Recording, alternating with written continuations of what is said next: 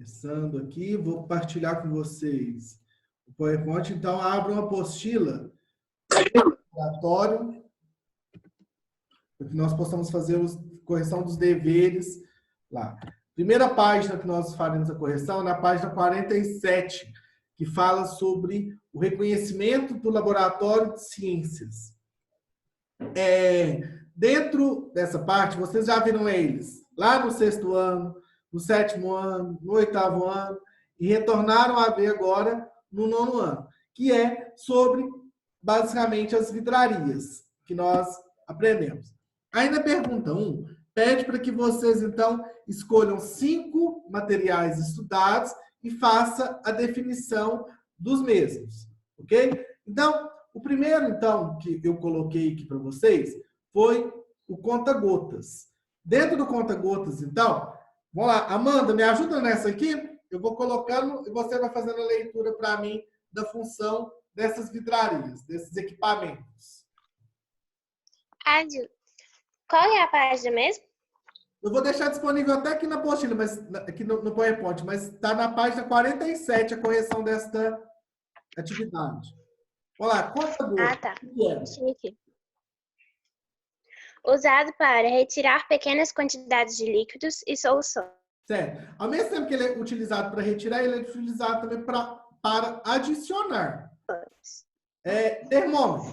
Difícil esse, né? Vai lá, Amanda. Me ajuda em toda a questão número 1. Medir temperatura. Essa é bem difícil, né? Pipeta graduada.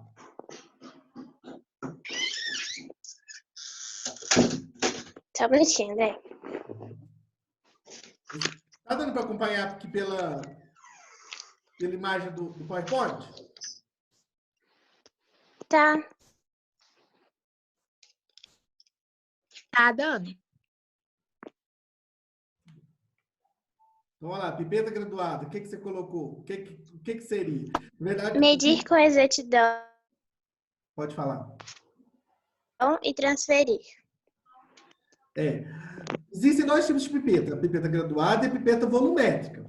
Na diferença básica entre as duas, é a temperatura e a quantidade que pode vir a armazenar entre um e outro.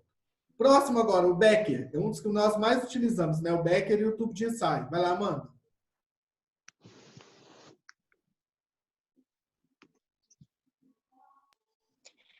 Reações de soluções e substâncias.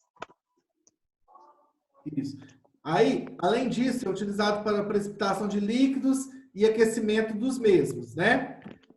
E nós temos também a piceta. Piceta é o quê? O material, na verdade, não é considerado uma vidraria, né? Que ele é um material de plástico e ele tem a finalidade de fazer a lavagem de materiais e recipientes. Dentro dele, nós podemos armazenar detergente, água, álcool, outros produtos para poder fazer a limpeza dos materiais. Aí depois, lá no finalzinho, eu vou colocar todas as imagens das vidrarias e nós vamos falar uma por uma. Na página 48 agora, falando sobre temperatura e calor. Essa aula nós fizemos lá no laboratório de microbiologia, foram alguns experimentos que nós utilizamos. Um deles foi quando eu coloquei disponível lá o material de madeira, o material de alumínio e o material de plástico. E, além disso, vocês tinham que, aí foram só 2 pessoas, contato, diferenciar a temperatura deles. Alguns, eles absorvem mais temperatura e o outro vai absorver mais calor e automaticamente vai modificar a sua temperatura. Outro experimento que nós fizemos nessa aula foi o qual eu peguei 3 beckers, coloquei os 3 beckers um ao lado do outro. Um eu coloquei água quente, outro eu coloquei água com gelo e no do meio eu coloquei água em temperatura ambiente. Vocês com o dedo indicador deveriam colocar os dedos e depois colocar ele na temperatura ambiente. O objetivo era mostrar que acontece uma troca de temperatura, isso tudo devido ao nosso sistema nervoso. O dedo que estava na água quente quando colocado na água em temperatura ambiente, ele diminui a sua temperatura. O dedo que estava na temperatura com gelo, quando colocado na água em temperatura ambiente, ele aumenta a sua temperatura. Com isso, então, a pergunta 1. Me ajuda nessa, Maria Clara, por favor? Maria Clara? Diferencie calor. Isso, diferenciar calor e temperatura. O que eu coloquei? Lê pra gente. Calor é o termo utilizado para a transferência de energia entre os corpos. É uma forma de energia em trânsito. Já a temperatura é o nível de agitação das moléculas de um determinado corpo, algo que não se transfere. Então, olha aqui. A temperatura é aquilo que o meu corpo possui. O calor é aquilo que eu vou passar. Então, quando eu estou abraçando alguém, eu estou passando para ela calor ou temperatura? Calor. Calor. Calor. Okay? Calor. Então, tá ok. Nunca queiram passar o calor de vocês para a sogra, mas... Ok. Pergunta 2. Vamos lá, Rafaela, me ajuda nessa pergunta 2, por favor. Fala-se o seguinte: como se direciona o fluxo de calor? Antes, eu coloquei para você, que era para que vocês fizessem o seguinte, não sei se vocês lembram, colocassem a mão na bancada. Quando vocês colocavam a mão na bancada, como que era de mármore, a bancada estava fria. Depois, se passasse um tempo, a temperatura ia acostumando. Isso influencia nessa pergunta de como se direciona o fluxo de calor, como que o calor é transferido. Lê para nós, Rafaela, por favor. Direciona-se a partir da temperatura, afinal é ela que determina o estado dos corpos ou do ambiente. A direção do fluxo de calor é sempre do corpo de alta para o de baixa temperatura. Certo, então sempre vai transferir do alta para o de baixa temperatura. Então o fluxo de calor vai sempre nessa direção, de alta temperatura para o de baixa temperatura. Pergunta 3. Vinícius, me ajuda nessa? Sim. Vamos lá. Fala-se o seguinte. Porque o tato não está presente apenas na nossa mão, né? O tato pode estar presente no corpo inteiro, na nossa pele, como de forma geral, pode nos dar a impressão errada de temperatura. Isso aqui influencia um pouquinho. Lá naquela atividade, então, que nós temos dos dedos. E eu ainda lembro que eu comentei com vocês, se uma pessoa está com febre, aí chega a nossa mãe, fala assim, deixa eu ver se você realmente está com febre ou não. Aí, geralmente, eles utilizam o tato. Esta é considerada uma análise empírica. Não é embasado em conhecimento científico. Se for por conhecimento científico, nós temos que utilizar o termômetro. É até uma pergunta boa para poder colocar. Então, análise empírica é aquela que não tem fundamento científico. Pode ser qualquer pessoa chegar e falar. Quando tem uma análise científica, nós temos que ter respaldos de aparelhos que nos dá essa certeza. No caso da medição de temperatura, o termômetro. Então, o que eu coloquei, Vinícius, na pergunta 3 de resposta? Devido aos mal entendidos gerados pelo nosso sistema nervoso em relação ao fluxo de calor. Certinho. Então, aqui no fluxo de calor, o nosso sistema nervoso pode alterar e provocar esses mal entendidos. Oi? Ô, André, eu posso falar, que é porque o nosso tato pode ser influenciado pela temperatura externa? Isso. Pode também. Pode. Tá. Beleza. Vamos lá, agora na página 3, nós faremos a correção sobre as propriedades gerais da matéria. Nesta aula, então, nós definimos e fizemos o experimento de todas as propriedades gerais da matéria. Então, elasticidade, compressibilidade, massa, inércia. Então, vamos ver o que se pergunta na pergunta número 1. O que é inércia? E dê um exemplo de inércia do nosso dia a dia. Quem vão lá? Adria, me ajuda nessa, por favor? Sim, André. Eu tava tendo um problema aqui em casa, por isso que eu tava entrando e saindo toda hora. O que você classificaria como inércia? Inércia é uma das 3 leis que regem os corpos, que é basicamente o seguinte: ela consiste que todo corpo que estiver em repouso ou em movimento, ele tenderá a ficar nesses estados, a não ser que alguma força atue sobre ele. Certíssimo. E como que você demonstraria um exemplo de inércia? Bom, é um exemplo bem clássico, já apareceu, mas ele é bem válido. Por exemplo, se você acabou de sair da escola, tá lá no ônibus, o motorista ele vai fazer uma curva, ele freia, tipo, passa de 40 quilômetros para zero, a tendência dos corpos das pessoas que estão dentro do ônibus é continuar indo para frente naquela direção. Certinho. Olha o que eu coloquei aqui, então. Ó. Lê para a gente, por favor, Adrian. A matéria conserva seu estado de repouso ou de movimento, a menos que uma força haja sobre ela. A massa é uma medida da inércia. Quanto maior a massa de um corpo, maior a sua inércia. Certíssimo. Então, é o que você definiu e ainda com mais clareza de resultados. Na pergunta 2, então, fala-se o seguinte: o experimento com a seringa demonstrou quais propriedades da matéria? O que ela significa? Quando nós fizemos o experimento com a seringa, foi possível analisar 2 propriedades gerais da matéria. Ana Luísa, tá aí? Ana Luísa Rezende. Cadê Ana Luísa? Não dá para ficar vendo todos? Vamos lá, então. Giovana. Me ajuda nessa, Giovana? Ajudo. Lembra da experiência da seringa? Não. Não lembra? Mas vamos lá, então. Eu coloquei aqui as respostas. Me ajuda fazendo a leitura. O que nós pudemos comprovar com ela? Quais as 2 propriedades?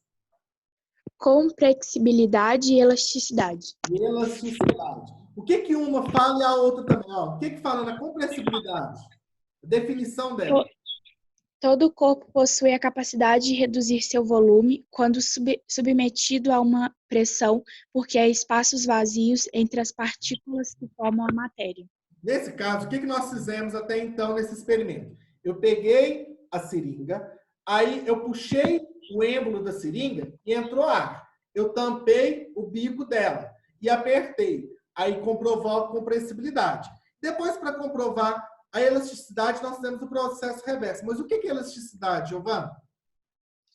A matéria volta ao volume e à forma iniciais quando cessa a compressão. Ou seja, quando para a compressão, se eu parasse de apertar o êmbolo aqui, a seringa o êmbolo iria voltar na sua porção inicial.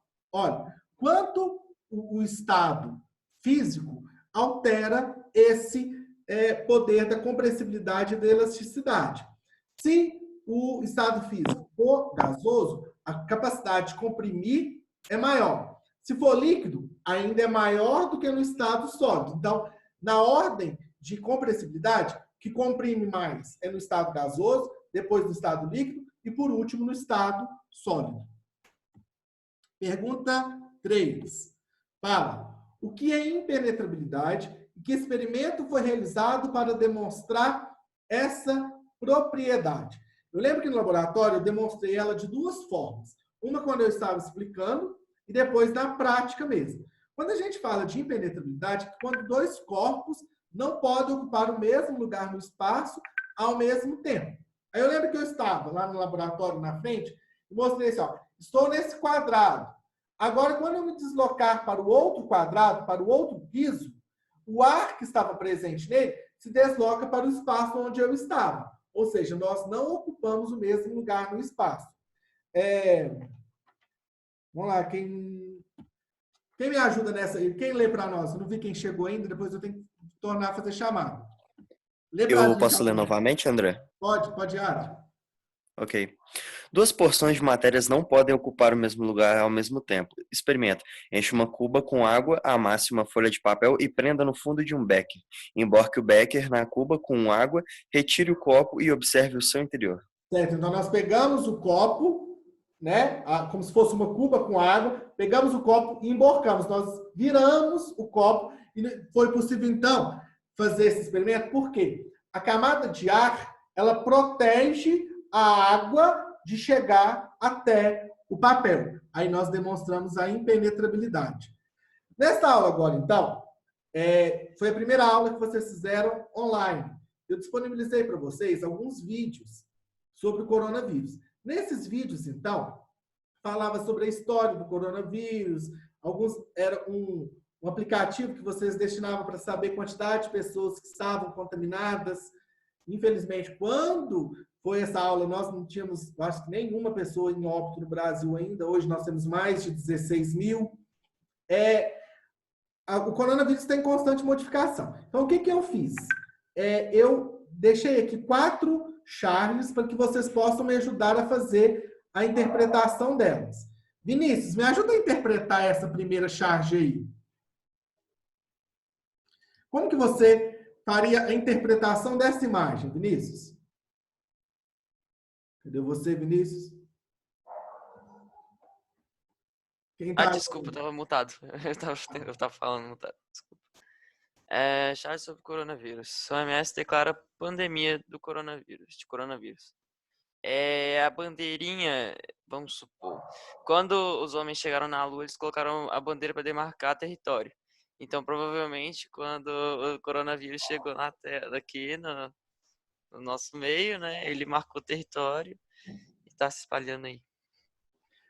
E ao mesmo tempo, também, o que acontece? Ele dominou o mundo, né? Uhum. Infelizmente, todos os continentes já possuem e se transformando numa pandemia. Inclusive, eu vou deixar para vocês lá depois, para que vocês façam a definição de 4 palavras. Surto, pandemia, epidemia e endemia. Amanda, me ajuda nessa aí agora. Como que você definiria ou interpretaria essa charge aí? Charge sobre o coronavírus. Coronavírus chega no Brasil. Vai de retrói, esse meu corpo não te pertence. Seria as pessoas, como essa mulher aqui, com álcool em gel, tentando combater esse vírus para que essa pessoa não seja contaminada. Certo. E o álcool gel é uma medida de profilaxia para o coronavírus. Lembre-se disso. Esta aqui, ela é cheia de informação, então eu vou ajudar vocês nela. Fala-se o seguinte, na primeira imagem, tem o médico como se estivesse expulsando o coronavírus, só que ao mesmo tempo fala-se o seguinte, que as fake news, elas estão tão perigosas quanto o vírus. Gente, é impressionante. Eu tenho lido bastante sobre artigos, visto reportagens que falam assim, se você utilizar água sanitária no arroz, pode combater o coronavírus. Se você usar tal medicamento, vai te ajudar no coronavírus.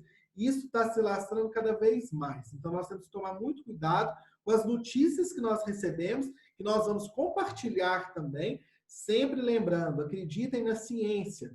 A ciência tem poder de mudar essa situação. Então, vamos torcer para que os cientistas cheguem na cura e encontrem uma vacina para essa doença, né?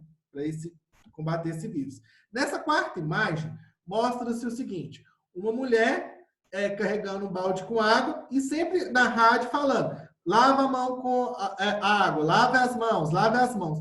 As pessoas, elas, em alguns pontos e regiões, têm dificuldade até de ter água para a alimentação. Imagina para ter esse tipo de higienização constante. Então, nós temos que imaginar isso do âmbito geral. Para nós aqui de Formiga, a água está, entre aspas, até com abundância, mas existem regiões que não.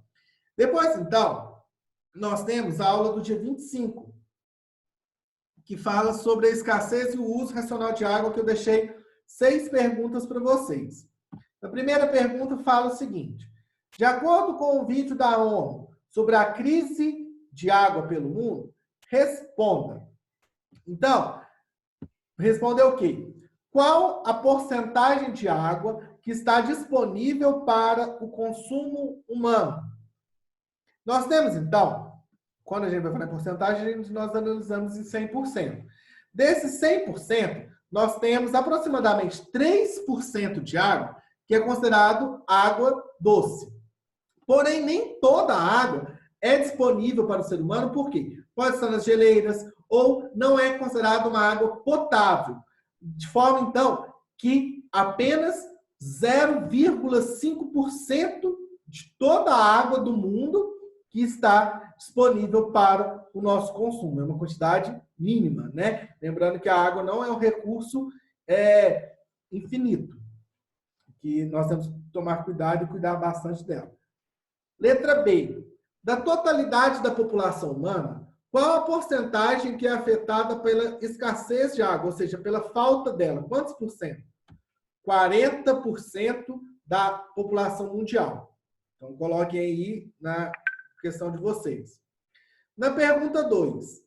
Quais fatores atuais influenciam o aumento da escassez de água? Vamos lá. Adri, me ajuda novamente nessa?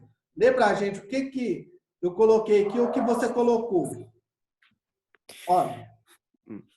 Quais fatores atuais influenciam o aumento da escassez de água? Ô, André, Oi. a resposta que eu cheguei a pôr na minha apostila, eu pus como fatores industriais, a má distribuição de chuva em regiões e mudanças radicais de clima. Certinho. Você colocou em outras palavras aqui, ó. Além disso, eu coloquei crescimento populacional, que aí, quando você colocou das indústrias, aí envolveria a parte da agricultura também, né? Crescimento agrícola. Mas está certinho na sua apostila. Ok. Pergunta 3. Quem chegou agora me ajuda a ler aí a pergunta 3. Olha, responder. Quais são as 3 chamadas de ação propostas pelos chefes de governo e do painel de alto nível sobre a água? Dê um exemplo de cada uma. Então, são 3 chamadas, então, que é desligar, ligar e intensificar. Quem chegou agora me ajuda a ler para a gente o que é desligar, ligar e intensificar. Gabriel Fonseca, me ajuda aí. Gabriel, não me deixa no vácuo, não. Quem me ajuda nessa? Vou ter que fazer chamada, gente. Não adianta ficar fugindo, não. As participações de vocês valem nota, hein? Estava falando mutado. Vai lá, Gabriel. Desligar. Desligar as torneiras e acabar com os desperdícios, acabar com a poluição, combater as bactérias. Ligar. Criar soluções, ter ideias, criar inovações, realizar investimentos, incentivar as tomadas de decisões. Intensificar. Intensificar a urgência, aumentar o volume, intensificar a cobrança, intensificar as críticas, aumentar os investimentos, dar mais importância para a água. Certinho. Quarta pergunta, então. Exemplos de como combater o desperdício de água em nossa casa são citados no vídeo sobre o uso racional desse precioso líquido. Cite 4 atitudes adotadas por você e sua família para economizar água. Maria Clara, me ajuda nessa? O que você colocaria nesta resposta? Eu coloquei essas informações aqui, ó. Algumas informações. Cadê Maria Clara?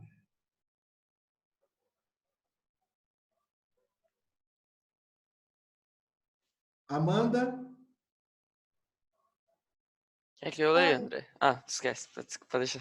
Depois você lê a próxima. Vinícius, vai lá, Amanda. Tá. Observar vazamentos de água, fechar a torneira enquanto escova os dentes, tomar banhos rápidos, fechar o registro do chuveiro enquanto está boa, usar a máquina de lavar com a quantidade completa de roupas, reutilizar a água do enxágue para outros usos, não usar mangueira, limpar calçadas sempre com vassouras, regar plantas com regadores e evitar lavar o carro com frequência. Certinho. Vinícius, vamos lá na pergunta 5, então. Quais estratégias os 3 setores, no caso, as indústrias, o poder público e a agricultura, devem tomar para evitar o desperdício de água? Na minha resposta aqui, eu coloquei estas informações. Caso você tenha feito diferente, fica a seu critério. O que você colocou, o que você gostaria de comentar? Não, pode ler as que você colocou? Tá. Poder público. Fiscalizar, manter em dia a manutenção e corrigir rapidamente problemas e vazamentos em tubulações e adutoras. Indústrias. Instalar sistemas de reaproveitamento de água e programas de redução de desperdícios. Agricultura, observar os processos de irrigação. Analisar os equipamentos adequados para cada tipo de cultivo. Certinho. André, Oi. no caso Ah, não. Pode deixar, pode deixar. Não, fala. Não, eu tava pensando em outra coisa que nada a ver com evitar desperdício de água. Então, vamos lá. Pergunta 6. A última pergunta dessa atividade. Cite 3 equipamentos poupadores que ajudam a racionalizar o uso da água. Eu coloquei aqui, olha. Torneiras de fechamento automático, redutores de vazão de torneiras, vasos e descargas econômicas, aproveitamento da água da chuva.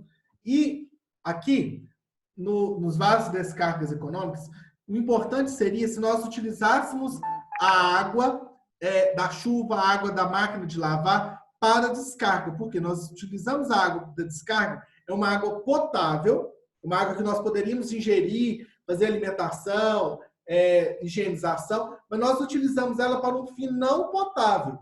Então, nós temos que rever isso, principalmente o pessoal que vai seguir na área de engenharia ambiental, trabalhar na construção de casas que tenham bastante reuso de água. Os experimentos com água não tem como fazer correção também, mas alguns alunos me enviaram as imagens dos experimentos que eu disponibilizei para vocês lá na aula do dia 1º de abril. Algumas imagens, então, que demonstram como foi feito o experimento. Olha, eu vou terminar de fazer a chamada, não saiam ainda, e, enquanto isso, deixa eu falar com vocês uma coisa. Estava conversando com o pessoal no início, sobre o Enem. As inscrições do Enem vai até o dia 22, pessoal. Não deixem de fazer a inscrição. Eu acho muito importante vocês terem essa oportunidade de fazer a prova, que vocês vão treinando o tempo, vão treinando a capacidade de vocês, vão treinando o raciocínio, o nervosismo. Tudo isso é importante. No ano passado, os alunos meus, que hoje estão no 1º ano, fizeram. Muitos foram bem. Eu lembro uma vez, teve um aluno nosso aí do colégio que fez a prova, ele teve uma nota que ele poderia passar em alguns vestibulares de direito, medicina. Então, faça, não deixem de fazer inscrição. Eu sei que agora, como vocês estão como treineiro, vocês têm que pagar. Eu não sei o exato valor da taxa, mas eu, no meu modo de pensar, é muito importante que vocês façam essa avaliação. E, André, como que vai ser realizada essas provas? A prova? Então, não se sabe ainda nem a data, né, Vinícius? Porque o que acontece? Com essa pandemia, tá uma discussão. Parece que vai ter até uma votação agora para saber se adia depois da pandemia, se deixa na data certa ou tem outra situação lá. Porém, a votação foi ontem, não? Hã? Foi aprovado para adiar o Enem. Ontem, não. Vai adiar o Enem? Foi aprovado, adiaram. Eu acho legal. Aí, quando acontece a prova, Vinícius, em Formiga, ela é feita lá no Unifor. Não, eu falo assim, no nosso caso agora. Tipo, não, vocês fazem igual os outros, igual a pessoa que está no 3º ano. Não, eu falo na questão da pandemia, essas coisas assim. Não, então aí agora eu não sei te falar com precisão, mas se foi votado, deve esperar acabar a pandemia para ter uma nova data. Tá. Então, geralmente acontece no final de novembro, geralmente é nessa época que acontece a prova. Mas não deixa de fazer inscrição, não, porque é até depois de amanhã. Olha, então, está presente aqui, Giovana eu já coloquei, Amanda já coloquei, Gabriel Fonseca coloquei, Rafaela coloquei, o Bruno coloquei, Ana Luísa coloquei, Maria Clara, Gabriel Campos, deixa eu colocar aqui agora, o Alexandre, o Vinícius, a Maria Eduarda Paim. O Heitor também. E mais? O Adrian, já coloquei. Quem que é esse aqui? Olha, DCY, não sei o quê. O Heitor. André. Quem eu não falei o nome? Está presente. Gabriel Elias? Isso, Gabriel Elias, vi ali. Pessoal, então, eu vou deixar disponível para vocês esse link. Qualquer dúvida, estou à disposição. Pode... Tá, você vai disponibilizar essa aula gravada aqui pra gente? Vou converter ela agora para o YouTube e mando para vocês o link com as perguntas mais tarde. Certinho? Depois eu vou Beleza. terminar com as correções de deveres. Faltam algumas atividades ainda para fazer correção. Estou sentindo falta. Tem poucos alunos acessando as aulas que eu estou disponibilizando. Dá para ver lá a quantidade de visualização. Não deixem de assistir. A próxima aula da semana que vem, eu fiz uma brincadeira com uma torta na cara. Eu acredito que muitos vão gostar aí. Aí eu marco a próxima live para daqui 15 dias. Certinho? Um abraço. Fiquem com Beleza. Deus. Deus também.